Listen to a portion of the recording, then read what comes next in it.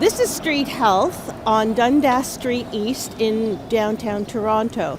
It is one of the first harm reduction sites licensed by the federal government under Justin Trudeau's leadership. It's quiet here today, but on an ordinary day in nice weather, you'll see people hanging out. The drug dealers usually park themselves down the street, going into stores down the street. The problem with the drug enabling sites is that they not only draw illegal drug dealers, these sites encourage people to take their poisons and kill them one step at a time. Unfortunately, between the Liberal government and the drug activists, these sites have flourished in Toronto. There are 9 sites scattered throughout mostly the downtown. And in the summer or in the nicer weather, you can hear people screaming as they come out, having been injected with their favorite poison. Another well-known site in Toronto is on Victoria Street, right near Dundas Square, or the newly named Sankova Square, and Ryerson University, the newly named Metropolitan University.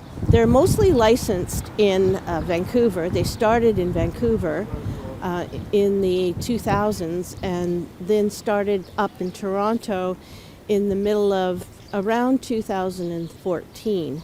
The federal government felt quite happy with encouraging these consumption sites. The drug activists say they keep people safe. I say that they just encourage drug addiction even further and all the crime that goes along with it. I'll tell you a funny story. In this particular neck of the woods, I wrote about this a couple of years ago, and the poverty pimps, as I call them, the poverty industry, put up signs around this area of Cabbagetown calling me a bigot for calling out the safe injection sites.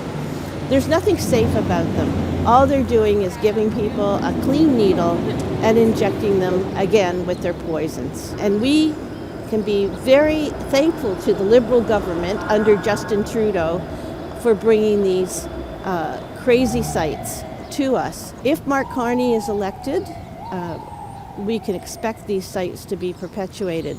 I do know that the Polyev, the Conservative government, is looking at reducing them and ending them entirely. So, okay, let me call somebody else. No, what do you call? Who are you calling? And this is an example of the drug activists.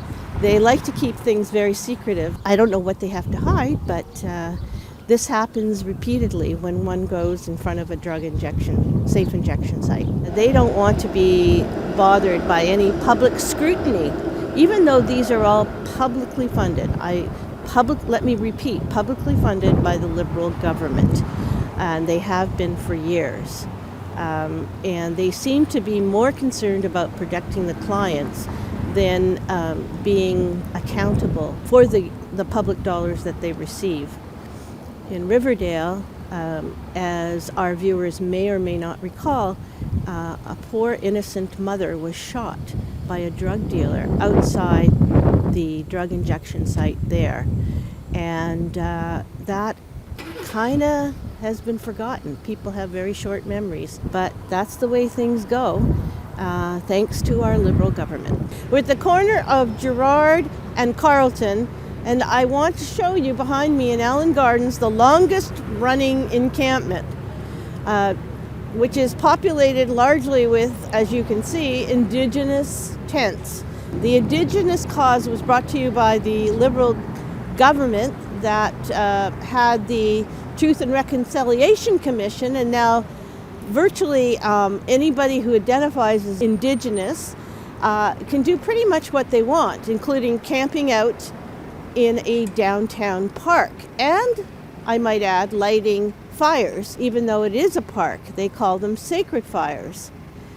This park has been a real problem in downtown Toronto, but rest assured, there are many other parks that are populated by encampments, and as the weather gets nicer, it'll get worse and worse and worse. Homelessness is a huge problem right across Canada, one that has been virtually ignored by the Liberal government.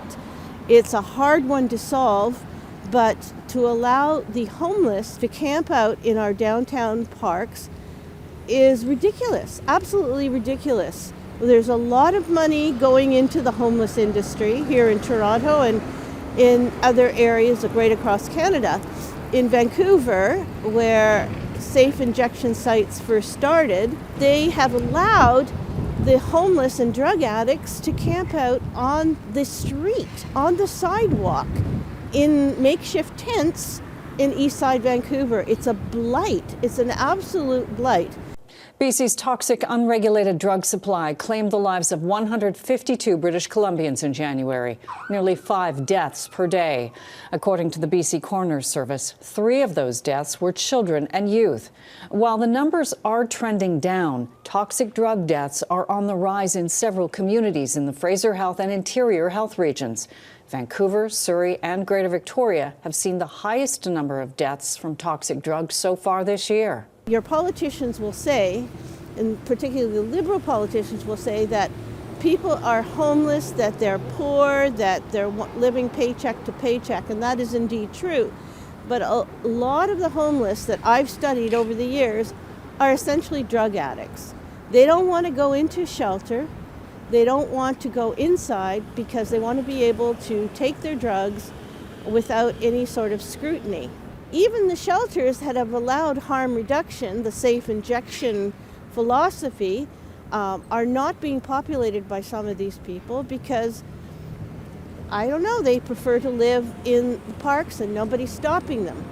It is actually illegal to live in a park, to camp out in a park, but our left governments have allowed the homeless and the drug addicts to set up the tent wherever they want, and in fact enable them by bringing in porta potties, picking up the garbage, that sort of thing. We as Canadians have to say enough is enough. It's crazy what has been allowed to fester on the streets of our major cities. Toronto is no exception, and I would say that it is really declined because of the drug addicts, because of the homelessness, because our politicians are turning a blind eye to the homelessness. You can rest assured that this encampment will only get worse as the weather gets better. And last summer, the entire park was populated with tents, and nobody will stop them.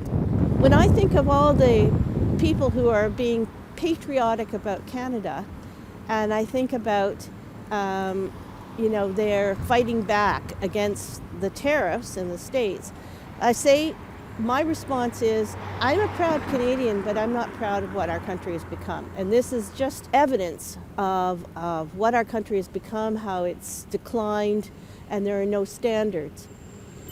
For True North, I'm Sue-Ann Levy.